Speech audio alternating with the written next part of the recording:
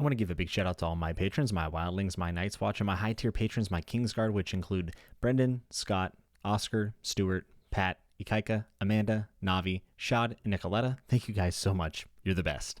Hello and welcome back to the Fantasy Network, everyone. My name is Jimmy Nuts, and today we are wrapping up July and talking about my August TBR. July was a phenomenal month that had actually a decent amount of variety, I would say, a little bit more than usual. And August is going to be a little bit less books, but a lot of good stuff coming. So let's wrap all this up and talk about it. And if you're curious what this little thing next to me is, this is the nut button. Nut. And this is now a part of the channel. This is happening. Anytime that something is excellent, whether it be inside of a book, some part of a book that I think is excellent, or a book that has done very well, for me, I'm going to give it the nut button. And we'll see if there's there are a few that are going to be on this wrap up that absolutely deserve to have the nut button ring. So let's see what we can do. So the big news is for my July wrap up is that I read Fool's Quest. I had already read Fool's Assassin last month, so I read Fool's Quest and Assassin's Fate, the last two books in Realm of the Elderlings, and oh my god. All the emotions that you could ever imagine. I'm going to have a review for both of those books here on my channel. I think Fool's Quest is one that people enjoy, but people don't talk about enough. There are so many moments within Fool's Quest that are series defining. I mean, that's how big they are. So I'm excited to do reviews for both those books. They will be individual reviews and they will be spoiler free. And then later down the line here in a few weeks, we'll be doing a spoiler discussion for all of Fitz in the Fool. And I'll probably give another video where I rank some stuff. I got some more Realm of the Elderlings stuff even after the reviews come out. So if you're here for the Realm of the Elderlings content, there's going to be more coming down the pipe. Oh, and by the way, those two books, absolutely get the nut button. Another book that I actually already reviewed on the channel, I got the review up very fast because I was just so fired up, is Gardens of the Moon by Steven Erikson, book 1 in Malazan, Book of the Fallen. Gardens of the Moon was awesome. I was so relieved that a series this big warranted a positive reaction from me. I really enjoyed what Erikson was trying to do. I thought it was extraordinarily rewarding. And one thing I didn't say in that review that I kind of want to say here now is the way all the ties came together in the end, like all the plot lines, everything, was so rewarding and well done. It just made the whole experience like really enjoyable. When I finished the book, I felt accomplished. Felt very much like conquering a boss on Dark Souls, the video game, if you know what that is. I think that warrants me wanting to read A Dead House Gates immediately in August. I've already started it, so that's going to be on the TBR here in a minute. But yeah, Gardens of the Moon was awesome. If you haven't watched that review, please go check it out. I think it's one of my very best here on the channel. And yeah, I'm excited to continue Malazan. I'm not going to give it the nut button, actually. I'm not, because I think that there's a long way to go with Malazan, and I think that there are things that can be improved on. So it's not going to get the nut button just yet. Another thing that I got completed in July was the Red Rising trilogy by Pierce Brown. I found it to be really, really good. I don't know if I'll be doing a review of Red Rising. I would do it as a trilogy if I did. If you want to see a Red Rising trilogy review, get it in the comments down below and let me know. If I get enough comments for it, I'll make one and I'll post one, but I don't know how much my subs are looking for that. So I'll put the effort out and make that review if it's something you all want. How did I feel about it? Well, in case I don't do a review for it, Red Rising was exactly what I expected it. It was absolutely fast-paced, brutal, a lot of fun to read, easy read, quick read, and just savage. That's like the best way I can describe it. You know, it's sci-fi. The first one is a battle royale type book, and then books 2 and 3 lean more into, the sci-fi genre, I would say, and some things that we expect from there, like ship battles and whatnot.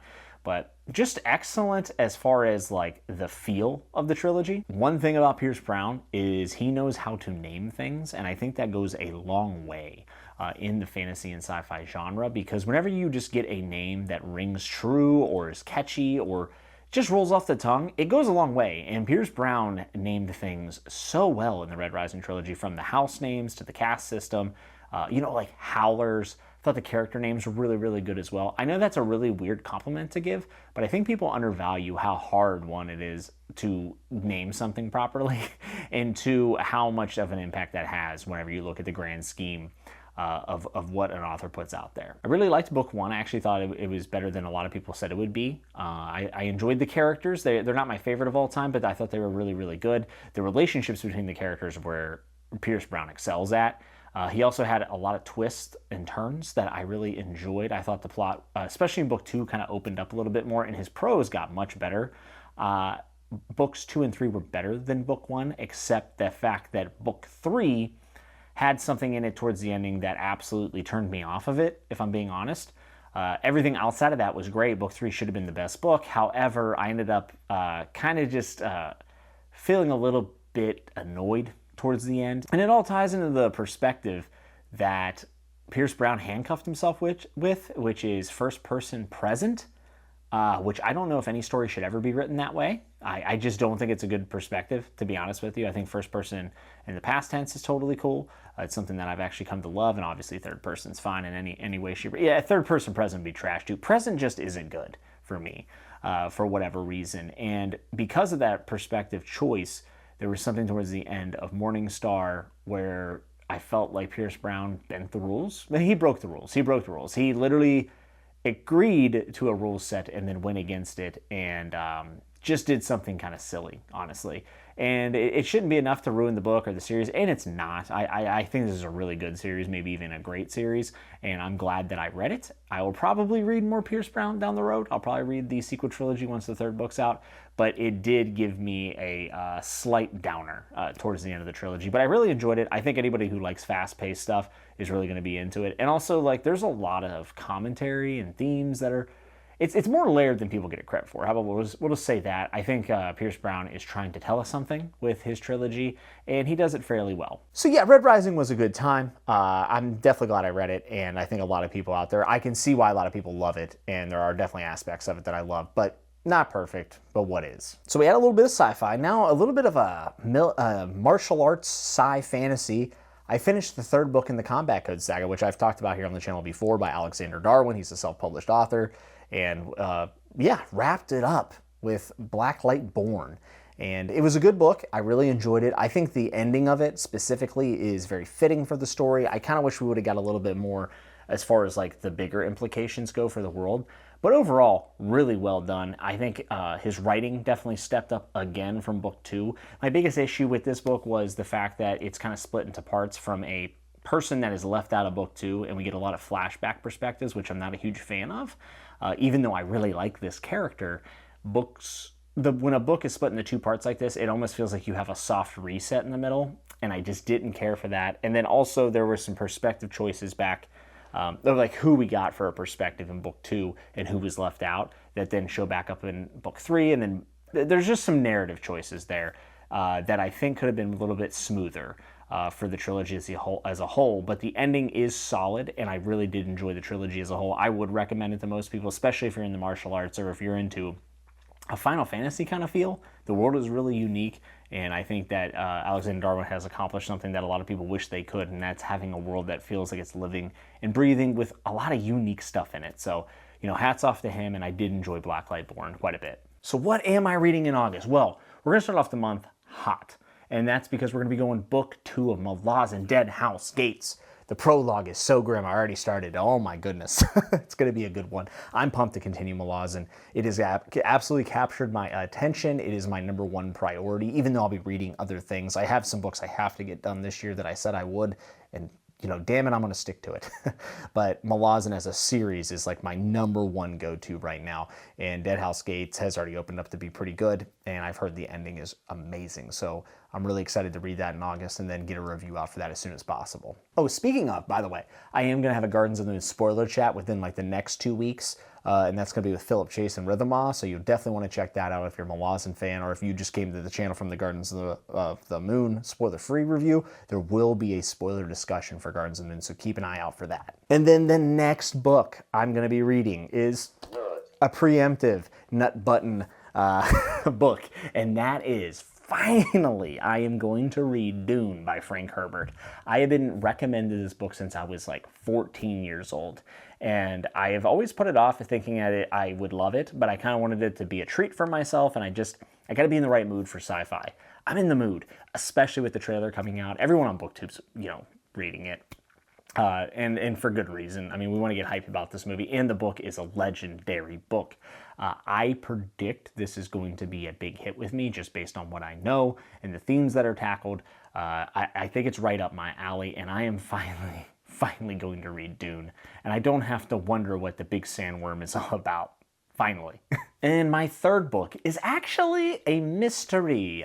And the reason why it's a mystery is because on my Patreon, anyone who is in the second tier or third tier, which I have 3 tiers, so it's the second and third, are able to submit a book that they would like to see me read and review here on the channel.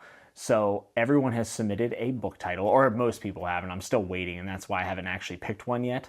But once those are put into the lottery, I'm going to randomly select one, and I'm going to make it one of my August reads. So there is a bit of a mystery on the August TBR, and I am at the will of my patrons. I know some of them have hate-picked books already, where they're picking books that are traps and they know I might not like them, and I think that's actually really funny. It's something I would do myself to somebody. So that is going to be interesting, and I'll probably post like a YouTube short of when I randomly select, showing myself doing the selection so you know that it is truly random. And I'm like really looking forward to that. I think I'm going to be doing that every month going forward. One book, depending on how big it is, will be selected from my patrons and the books that they have allotted me on this big list. So that's gonna be a lot of fun. It's going to give me a chance to read new things, maybe even bump some stuff up on the TBR because they selected it, and it adds a lot of mystery to this whole TBR thing. I'm in, I'm excited, I wonder what it's gonna be. And then if I can fit one more book in, if I finish Dead House Gates, I'll probably will start Memories Ice, but I'm not going to list that here. The last, and it'd be the fourth, and I hope I can fit it in, it's not a guarantee, is I'm going to be doing The Forgetting Moon by Brian Lee Durfee. This is a book that I said I'd read in 2021. I love Brian Lee Durfee's review channel here on BookTube. It's absolutely absurd and real and just hardcore. I love it. And I've heard his writing is beautiful. I've heard this story has a ton of themes that I am really into. A lot of people have compared it to Faithful and the Fallen by John Gwynne, which if you've been around on the channel, you know I love. So the 5 Warrior Angels series, it's a trilogy. 2 books are out, 3rd book's coming out, I think, next year. And I definitely want to get to book 1 this year, for sure. And I'm hoping to do that here in August. I'm hoping that I can fit it in right at the tail end. It is a chunky book, but once I finish up I think most of the books on the list for my patrons that it's going to be randomly selected are decently short, so I think I'll be able to sneak this in, and I have very, very high hopes. And those are the 4 books I like to read in August. It's not as many books, but they're a little bit thicker depending on what I get for the random book. I think almost all of these could be 5 stars. And that's really exciting because whenever something's that good, I get fired up to make content, and it makes reviewing a lot easier here on the channel. And I like ranting to you guys. I like gushing. It's fun. What are you reading in the month of August, and what did you read in July? Let me know down in the comments below. If you like this video, hit like and subscribe. I'm going to have a ton of Malazan content. Dune content's going to be coming down the pipe now. And some other stuff that maybe you haven't heard of. The 5 Warrior Angels trilogy by Brian Lee Durfee is very highly rated, but not talked about a lot. And I'm hoping that maybe I can help change that here on BookTube and also in the book community. Thank you so much for spending your time watching this video and spending it with me to talk about some books. The Patreon's in the description. It's optional, but always appreciated. And I want to thank all my patrons for supporting me. And I also want to thank you for taking your time to watch this. And until next time, I hope you're good. I hope you're safe. And remember to always keep turning the page. Good.